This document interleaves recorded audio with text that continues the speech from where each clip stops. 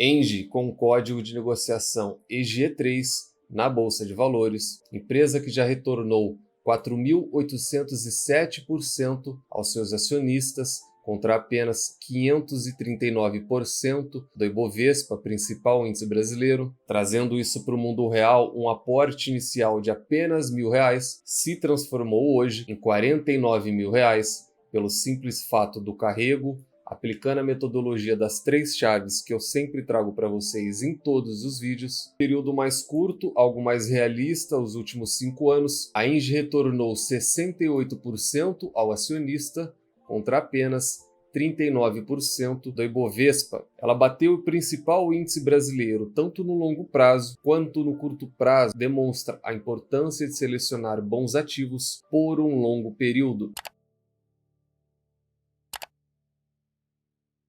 Sempre lembrando que na parte de baixo de todos os vídeos eu deixo uma lista de indicação de livros que você, investidor, tem que obrigatoriamente estar lendo antes de entrar no mercado de capitais, antes de investir em alguma ação. A gente vai falar sobre o resultado financeiro, sobre dividendos, sobre dívida, projetos e dar uma avaliação e nota para a Engie. Abre aspas, Engie fecha o contrato para comprar parques solares de 3,24 bilhões de reais. É um valor muito alto, isso de fato chacoalhou o mercado, algumas pessoas concordam e outros não, mas eu já vou citar um pouco disso. Não me aprofundar de fato nessa questão dessa compra, não é mérito da questão desse vídeo, porém esse é o modus operandi da companhia. Já fica o primeiro comentário. É imprescindível que vocês entendam que é assim que a administração opera e é assim que ela já deixou claro que irá operar. Eles buscam crescimento, eles buscam incessantemente novos projetos, eles buscam energia renovável e eles já mostraram que eles têm apetite para isso. Portanto, lá no final eu vou explicar melhor no gerenciamento de risco, eles têm apetite para crescimento. Isso acarreta em que, abre aspas,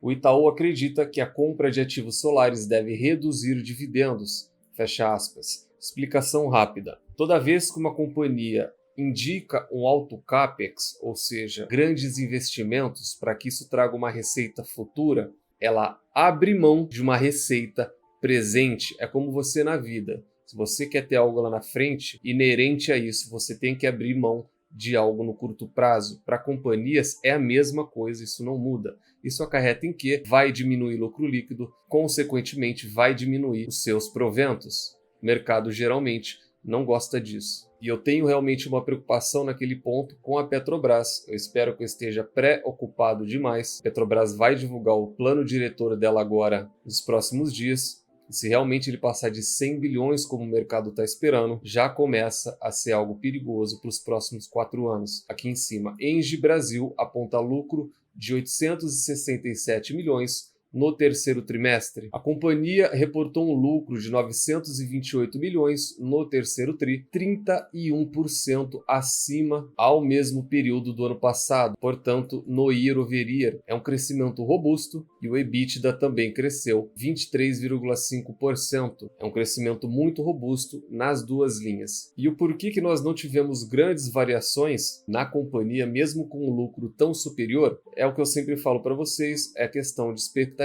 versus realidade de mercado. Esse lucro, mesmo sendo bom, veio abaixo de consenso. Você pode falar de Bloomberg, você pode falar de consenso Bloomberg, você pode falar de consenso Refinitiv, você pode falar de consenso mercado. Ao que parece, ele não atingiu o consenso. Mas vamos fazer a nossa parte. Dados esses do RI da empresa, sempre acessem o RI de todas as suas investidas. Apenas a nível de conhecimento, talvez aqui as duas pessoas mais importantes da companhia. Portanto, o Eduardo Antônio, diretor-presidente. Temos aqui o diretor financeiro e de RI, diretor financeiro e de relação com investidores. Geralmente, eles ocupam o segundo ou terceiro cargo de maior importância. Destaques: lucro líquido de 928 milhões, já citamos, 31% acima, muito bom mesmo. EBITDA 24% acima no year over year. A receita em queda de 8,5% no período. A gente pode entrar no mérito dos motivos que levaram isso. Preço de mercado, preço médio de contrato, queda no valor de 0,2%. O momento de preço de energia não é muito favorável para todas as empresas do setor, sem exceção. O que eu queria trazer mesmo, e é isso que é mais importante, o resultado foi bom. E um comentário aqui para complementar o que eu já falei para ela sobre como é o modus operandi dela. Ela é uma empresa de crescimento, apesar de muitos acharem que não. Ela tem a TAG, que é a maior empresa de distribuição de gás natural com maior linha do país. Ela atua em todas essas regiões. Ela tem em expansão o projeto Giral, a Asa Branca, que é Bahia, Minas e Espírito Santo, e ela tem o projeto também de transmissão, o Gavião Real, lá no Pará. Além disso, projetos eólicos já implementados e em implantação, conjunto eólico Serra, lá da Bahia, mais um projeto fotovoltaico em implantação e demais, tudo que ela tem, linha por linha. Por que eu trouxe esses projetos e não dados numéricos? É só para corroborar com aquilo. Observem o tanto de projetos, observem o tanto de palavra desenvolvimento, o tanto de implantação que a companhia tem. No que diz respeito à dívida, a alavancagem da companhia está em 2,1, muito bem controlada, e tudo isso se traduz em quê? Demonstração financeira dela, uma receita de 2,5 bilhões, um EBITDA ajustado de 1,768 bilhão e um lucro líquido ajustado, essa linha que você investidor tem que ver, de 928 milhões, crescimento de 31%. Resultado já esperado e muito bom para a companhia. Para 13 casas ou 13 analistas que cobrem a companhia, existe um preço-alvo de 45,59, tendo 5 recomendações de compra, uma recomendação para venda e 7 recomendações neutras para a Engie. Análise fundamentalista, lucros, lucros e mais lucros, tese essa de Peter Lynch. O que o investidor faz é pegar a DRE da companhia, maior histórico possível, e é visível a crescente de receita da Engie, bem como é visível que ela nunca entregou prejuízo ao acionista.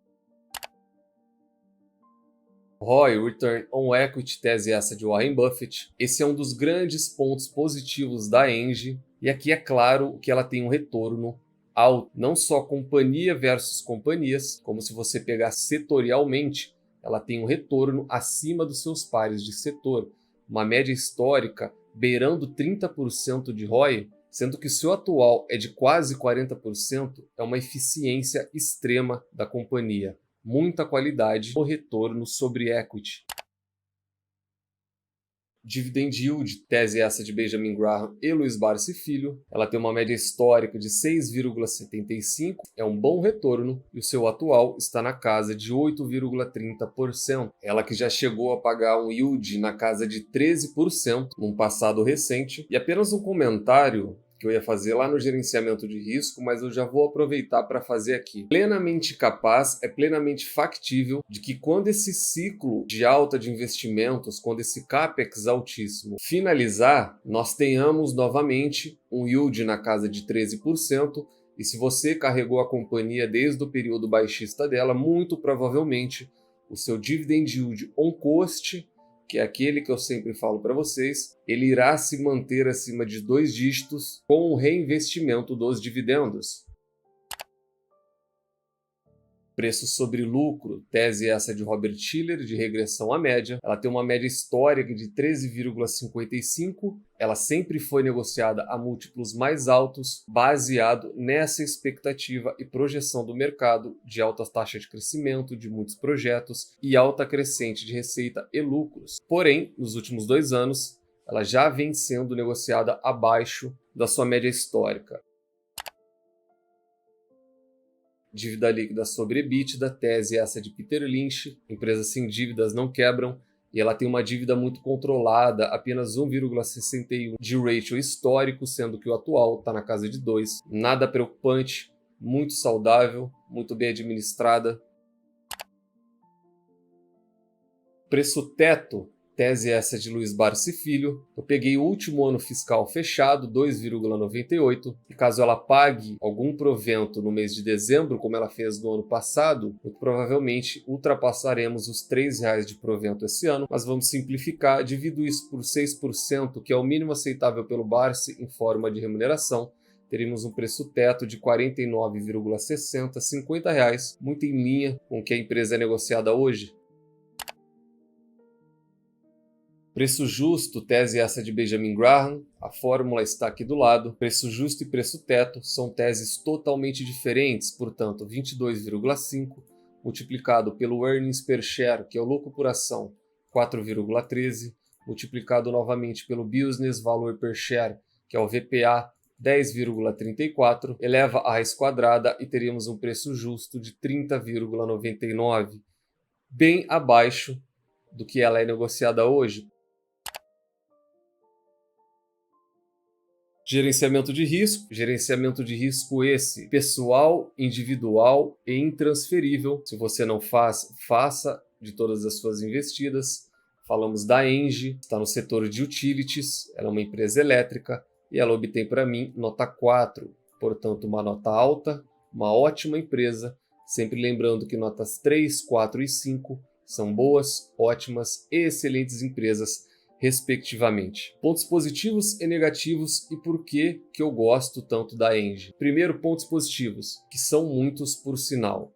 Notável crescente de receita, crescente de lucro, sem nenhum prejuízo. Esse daqui, sem dúvida alguma, esse é o ponto de destaque dela. Eficiência em qualquer uma das métricas. O retorno de capital sobre equity dela é um retorno de excelência. Realmente é um dos melhores do setor para aquilo que ela faz. E é isso que a torna tão boa. Ela tem um bom yield, dívida controlada, muito boa administração e uma boa periodicidade de pagamento de proventos. Tudo isso é aquele tangível, ou seja, fundamentalmente ela é uma ótima empresa. O que é o não tangível? É o nicho dela, perspectivas futuras, de perenidade. Ela é uma empresa necessária, ela tem concorrência, porém muito pouca concorrência. Não surgem empresas elétricas do dia para a noite. E energia é a commodity do presente e do futuro. A demanda por energia só tende a crescer década após década. Portanto, a perspectiva dela estar aqui ainda, se bem administrada, obviamente, são altíssimas. Pontos negativos ela não tem. O que ela tem são pontos de atenção. E eu sempre cito que é interessante vocês diferirem as duas coisas. Ela tem muitos pontos positivos, uma empresa de altíssima qualidade, são poucas as elétricas que têm ativos de qualidade como ela tem, são poucas mesmo, talvez mais uma ou outra. Quais são os pontos de atenção que me levam a dar uma nota 4 e não 5? A tríade do Value Investing são excelentes empresas e ela é fundamentalmente a preços atrativos. E esse é o grande X da questão para ela. Ela não dá oportunidade. E quando eu falo oportunidade, eu só queria deixar um comentário claro, tá? Fiz um vídeo da Copel, que eu carrego ela desde R$1 até ela atingir 9. Tem o Banco do Brasil desde a casa dos 15. Quando eu falo oportunidade, eu não falo oscilação de 5, 10%. Seria interessante ficar claro isso. Eu falo oportunidade de uma empresa tão boa como essa, falo dela sair da casa dos R$50, como aconteceu, por exemplo, em 2020, para a casa dos R$30, 30 alto. É esse tipo de oportunidade que eu falo. Então ela é uma empresa que o mercado gosta, não sou apenas eu, o mercado de fato gosta dela. E quando você tem muita gente de olho, você não tem oportunidade de preço. E o Warren Buffett sempre diz, e mesmo que você compre uma excelente empresa, se você comprá-la pelo preço errado, você não vai ter lucro. Sendo assim, eu não posso me expor a ela de maneira máxima como ela merece. Aí entra o gerenciamento de risco. E o segundo ponto, esse sim de alerta, né, é a questão do autocrescimento. Autocrescimento. Muitos projetos esses que vão trazer receitas futuras, implicam em um alto CAPEX. E por mais que o projeto vá te trazer um impacto futuro de receita, o CAPEX te traz um impacto presente. Então esse é o grande ponto de atenção. De uma hora para outra, vocês podem ser pegos de surpresa com o anúncio de um grande novo projeto bilionário, vocês terem entrado na companhia e o valor dela derreter de 5 a 10%, isso acontece, isso é extremamente normal. E é por isso que eu disse, é apenas um ponto de alerta. No mais, ela é uma excelente empresa. Como você faz para obter retornos na casa de 4.800%, transformando apenas R$1.000 em R$49.000? É aplicando a metodologia das 3 chaves do sucesso que eu sempre trago para vocês. Encontrem excelentes empresas a preços atrativos, com uma excelente gestão e nunca mais as vendam. Tranque-as às 7 chaves. É a melhor maneira de você, investidor pequeno, individual e pobre, ter sucesso no mercado de capitais. Portanto, hoje falamos da Engie. Deixa no comentário se vocês gostam ou não da companhia. se concordam ou não com a avaliação feita aqui pelo canal. Nos vemos no próximo vídeo e até lá.